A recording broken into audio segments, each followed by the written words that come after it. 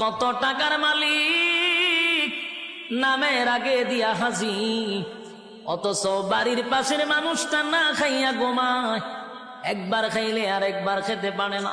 একটা বারো হাজি সাহেব খবরটা নিল না, কিন্তু লম্বা তসবিহ লইয়া সুবহানাল্লাহ জপে। বছরটা হইতেই 2 বার উমরা মারে।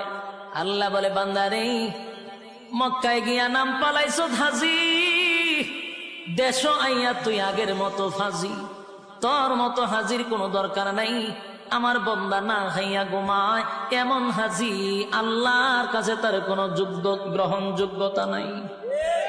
ওয়ালাম নাকুনু তুইমুল মিসকিন, যাদের অঢাল সম্পত্তি আছে তারা যেন মিসকিনের পাশে দাঁড়ায়, তারা যেন অসহায়ীদের পাশে দাঁড়ায়। অসহায়ীদের পাশেও যদি না দাঁড়ান, জাহান্নামে যাওয়ার এটা কয় নাম্বার কারণ?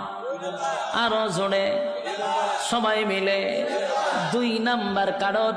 জাহান্নামীরা জাহান্নামে কেন গেছে এই ব্যাপারেও বক্তব্য আছে। জাহান্নামীদের বক্তব্য, তারা বলবে যে আমরা 4টা কারণে আসছি। বলুন কয়টা কারণে? এই 4টা কারণ আপনাদের সামনে আমি বলবো। এখনো যদি বইলা লাই তো আর শেষ হই।